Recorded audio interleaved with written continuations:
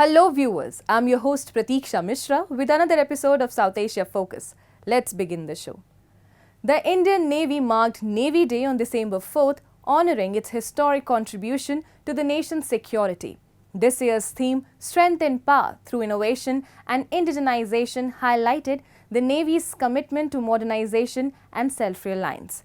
As part of its forward-looking vision, the Navy is significantly enhancing its operational capabilities with a robust plan to induct advanced warships and submarines over the next decade. Notably, the Navy is set to debut its first indigenous nuclear attack submarines, marking a major milestone in its quest for strategic autonomy and strengthening its deterrence capabilities on the global stage. Each year on December 4, the Indian Navy observes Navy Day, commemorating the heroic Operation Trident, the bold attack on Karachi harbour during the 1971 Indo-Pak War. This pivotal operation marked a decisive moment in India's naval history and showcased the Navy's ability to defend the nation's maritime interests. The celebration honours the Navy's unwavering commitment to the defence of India's coastlines and maritime trade routes. The day also serves as a reminder of the Navy's significant role in maintaining peace and stability in the Indian Ocean region. The theme for this year, Strength and Power through Innovation and Indigenization, reflected the Navy's focus on modernization, technological innovation, and indigenization of defence assets to ensure greater self-reliance. 4 दिसंबर 1971 का दिन भारतीय नौसेना और देश के इतिहास में एक बहुत ही ऐतिहासिक दिन है। 4 दिसंबर 1971 में जब इंडो पाक वॉर स्टार्ट हुआ था, उस समय भारतीय नौसेना के जहाज़ों ने कराची के बंदरगाह पे एक बहुत ही घातक हमला करके कराची के शहर को almost unusable बना दिया था। On Navy Day, Indian Prime Minister Narendra Modi extended his heartfelt greetings to the brave personnel of the Indian Navy, praising their unwavering commitment that ensures the safety, security, and prosperity of the nation. Additionally, President Draupadi Murmu participated in the Navy Day celebrations and witnessed an impressive operational demonstration by the Indian Navy at Odisha's Puri beach. Meanwhile, Navy Chief Admiral Dinesh Kumar Tripathi highlighted the Navy's forward-looking vision, which includes an ambitious plan to enhance its fleet with more than 90 new warships and submarines over the next decade. Admiral Tripathi also shared updates on the Indian Navy's long-term submarine building program, which includes the commissioning of its first fully indigenously designed nuclear attack submarines by 2036 to 37. In 2015, the government amended this, that instead of having all the 12 submarines which are conventional, the 6 submarines were made to be the nuclear-powered SSNs. So the first part, that is the conventional submarines, will obviously we are carrying out preliminary work on that, and they will be purely designed and built in India. There will be no foreign assistance required. Similarly, for the SSNs, 2 have been now granted approval. We have started work on that. We have spoken to all the stakeholders. I chaired a meeting last month, and we have got now a plan of action as to how to move so that the first SSN is inducted into our nation and in the Navy roughly by 2036-37. The Indian Navy has been strengthening its capabilities while actively supporting the Make in India initiative through a series of strategic projects. In October 2024, the Navy established a new very low frequency station in Telangana's Vikrabad to enhance military communication capabilities. Additionally, the Navy also signed a contract for the short refit and dry docking of the INS Vikramaditya, India's aircraft carrier, with Cochin Shipyard Limited in November 2024. Furthermore, the launch of the first multi-purpose vessel, Samarthak, and the commissioning of the INS Sandhayak, a survey ship, underscore India's growing self-reliance in defense manufacturing. The Navy is significantly expanding its fleet with numerous ships and submarines currently under construction and additional orders in place. These initiatives highlight the Navy's pivotal role in national security, maritime safety, and disaster response. The Indian Navy not only safeguards the country's coastline but also monitors vital maritime trade routes. It plays an essential role in humanitarian assistance during natural disasters and crises.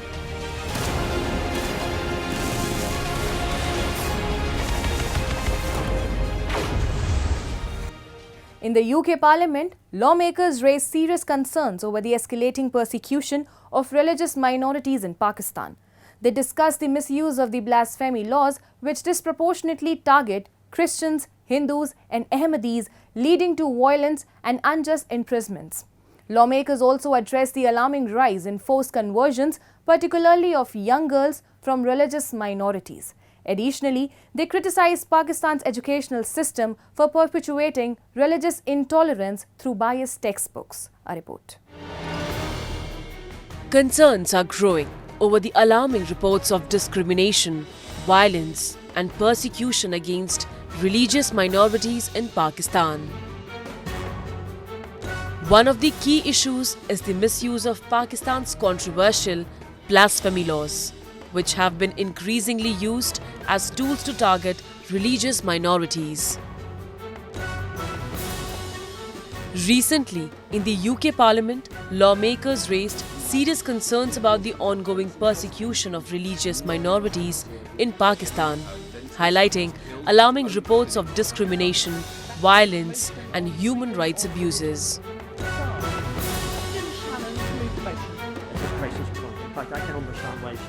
Since the 1980s, many thousands, and I mean thousands of cases have been reported disproportionately affecting Christians, Hindus, Ahmadis.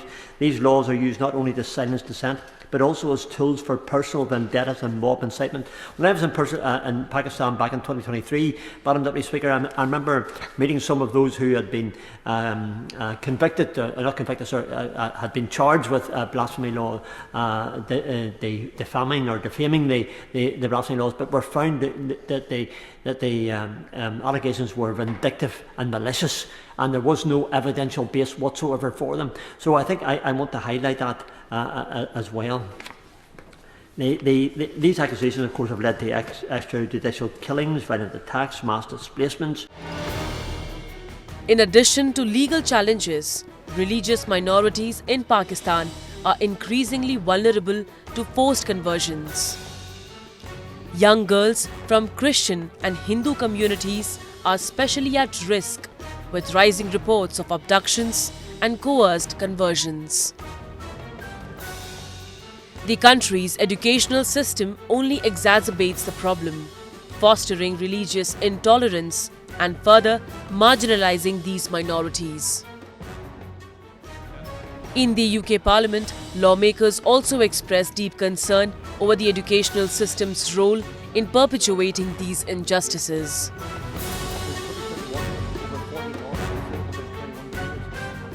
Pakistan's legal framework ostensibly guarantees religious freedom under its constitution, yet the reality is far, far different. The single national curriculum, and just in 2021, has been criticised for marginalised religious minorities. Textbooks continue to perpetuate stereotypes, fostering intolerance amongst the next generation. And we have to be very careful what we do and what Pakistan does in relation to education.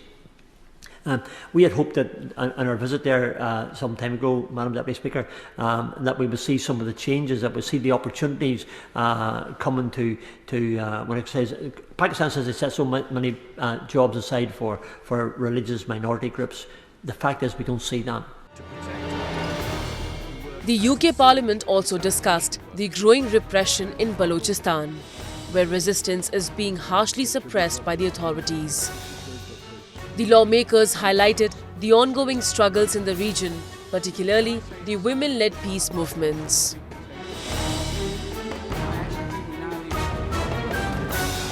forms of repression that are taking place are producing a resistance movement. Unfortunately, some of that is an armed resistance movement, and we've seen what have been classified as terrorist actions as well. And so therefore there's a deterioration. But there is a peace movement, and the peace movement that's taking place is largely led by women, and they've been instigating marches over this last 12 months. But unfortunately, what we're finding now is that those women are being arrested, and the peace movement and human rights movement in Balochistan is now being savagely repressed. The misuse of blasphemy laws, the alarming rise in forced conversions, and the role of Pakistan's educational system in perpetuating intolerance collectively highlight a deep-rooted systematic failure to protect the rights of religious minorities. These issues are interconnected, reinforcing each other and creating an environment where vulnerable communities are subjected to abuse with little recourse for justice.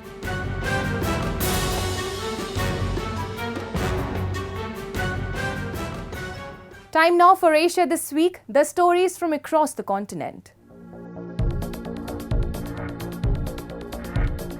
Protesters in South Korea gathered in the capital Seoul for candlelight vigil, demanding the resignation of President Yoon Suk-yeol after his botched attempt to impose martial law. Many gathered for the rally, where they held candles, placards and banners while listening to speeches and performances. Yoon's declaration of martial law on December 3rd sought to consolidate power, ban political activity and censor the media in Asia's fourth largest economy and a key US ally.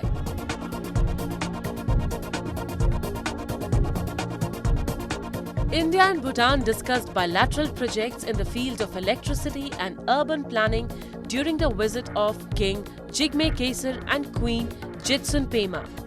Wangchuk met Prime Minister Narendra Modi, and both sides reiterated continued collaboration on multiple fronts, including the Gilufu Mindfulness City project and hydropower.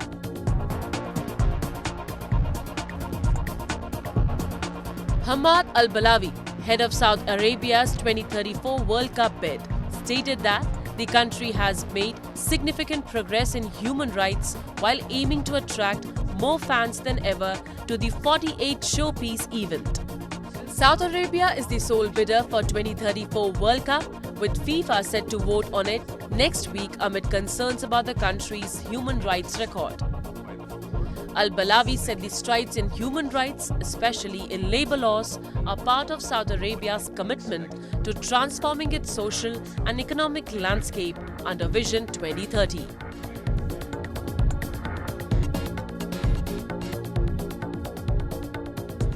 The situation in Bangladesh continues to worsen as religious minorities face increasing violence and repression.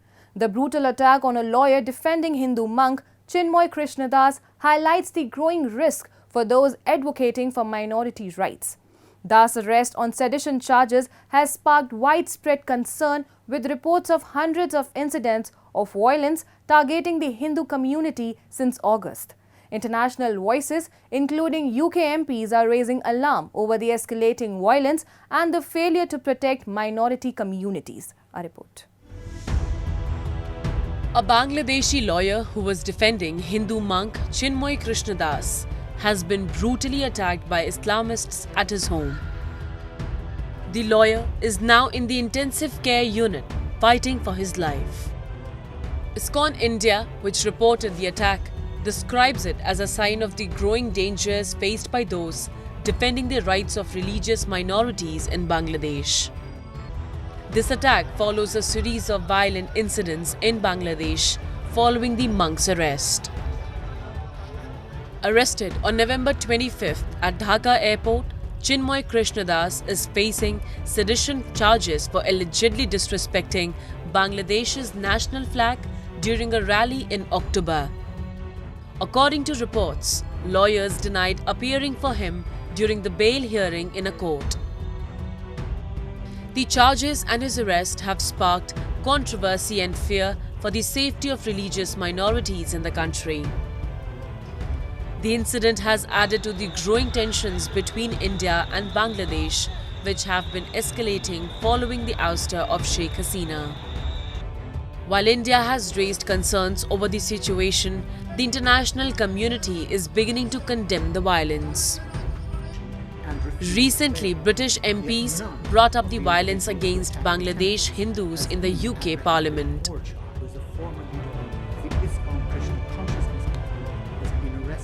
Since the fall of the previous government in August of this year, Bangladesh has seen more than 2,000 incidents of violence, most of which have been targeted against the minority Hindu community. Hindus make up less than 10% of the Bangladesh population, and my honourable friend will be aware that anti-Hindu violence has been a recurrent event in the country, and indeed the Jamaat-e-Islami party was earlier this year banned after riots in which 200 people were killed. But whilst Bangladesh no longer has the secular constitution of 1971 and became an Islamic state in 1988, there are nonetheless supposed to be protections for minority religions under Articles 28, 39 and others of the constitution. These appear not to be being enforced. In response to the deteriorating situation and arrest of Hindu religious leader, Bangladeshi feminist author Taslima Nasreen, who was forced to flee the country for her outspoken writings, expressed her concerns on social media. She pointed out the double standards in the country's approach to flags, highlighting how the placement of the saffron flag above the Bangladeshi flag is deemed treasonous, while the flag of the extremist group Hizb ut-Tahrir, when placed above national flag, is considered patriotic. Meanwhile, protests against the treatment of minorities in Bangladesh are being held across India, drawing attention to the growing repression. UK MP Priti Patel has called for the British Parliament to outline its engagement with Bangladesh on this critical issue.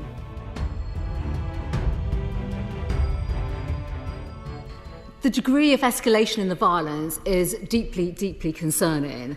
And what we are witnessing now is just uncontrolled violence in many quarters. And we are now watching with horror and shock as further violence is spread in Bangladesh. And all our thoughts in this House are most definitely with the diaspora community here and those who are affected in Bangladesh. These are deeply disturbing reports.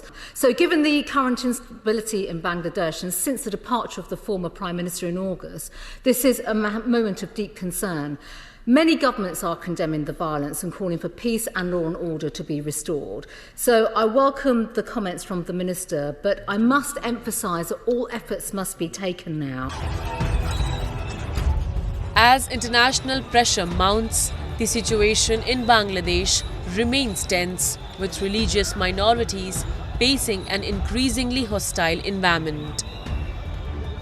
The attacks and arrests are a stark reminder of the dangerous climate for those advocating for religious freedom and human rights in the country.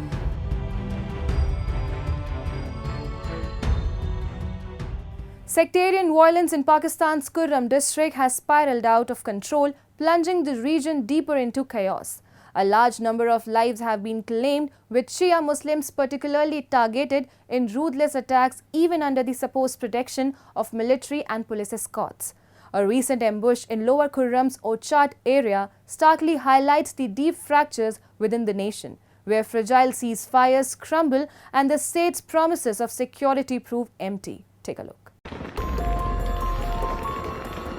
Deadly sectarian violence continues to ravage Pakistan's northwestern Kurram district, where over 130 lives have been lost in the past 10 days, despite a tentative ceasefire. The latest ambush on 2 passenger vans in Lower Kurram's Orchard area highlights the perilous plight of Shia Muslims under militant attacks, even with police and military escorts. The victims, mostly Shia Muslims traveling from Parachinar, were attacked as their convoy entered Sunni-majority villages. Disturbing footage from the scene reveals the horrifying aftermath: blood-soaked streets, destroyed vehicles, and grief-stricken survivors. Parachinar resident Nasir Hussain condemned the state's inability to ensure safety.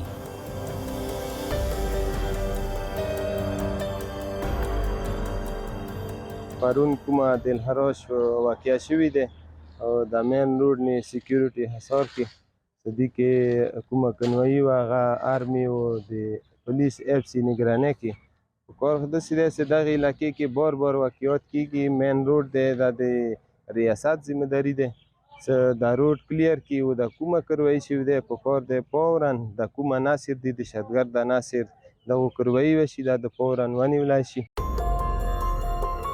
Pakistan's military has faced harsh criticism for its handling of Khyber Pakhtunkhwa's volatile tribal regions. Over the years, the military's alliances with tribal factions, many harboring Sunni extremist sympathizers, have exacerbated sectarian tensions. Instead of fostering stability, these partnerships have emboldened extremist militias like the Tehreek-e-Taliban Pakistan, Hafiz Gul Bahadur faction and others, fueling the rise of violence as a tool of dominance. Hospitals in Parachinar struggle to manage the fallout. روان دي سچویشن چې کوم جاری دی په دې کې لګبګ 50 کسان موږ سره کوم دي هغه ډیډ باډیز ریسیو شوي دي او تقریبا 100 نه زیات چې کوم دي هغه موږ سره زخمیان دي. زخمیانو کې ډیر داسې و چې هغه موږ کور ته ولېږلو کوم چې سیریس وو هغه موږ مینیج کړي دي هغه مو ریټین کړي دي هغه ټریټمنټ روان دی هغه چې کوم سرجریز دي هغه ډے نایټ 24/7 موږ هغه سرجریز جاری ساتلي دي هغه صرف د وجې نه. Kurram district, bordering Afghanistan, has long been a flashpoint for sectarian strife. The influence of militant groups linked to the Afghan Taliban further destabilizes the region, exploiting the Sunni-Shia divide for their agendas. The Shia community in Kurram remains under siege, trapped in a cycle of fear and violence. Despite government assurances, Pakistan's fractured governance and failure to act decisively against rising extremism have left its citizens vulnerable to the unchecked power of radicalized factions. The devastating events in Kurram serve as a stark reminder of Pakistan's growing inability to protect its citizens. As the death toll climbs and despair grows, the pressing question remains: will the state finally act, or will it allow sectarian militias to continue tearing the nation apart? With violence on rise, the hope for peace in Pakistan appears increasingly out of reach. And with that, we come to the end of this week's episode. See you next week. Goodbye and take care.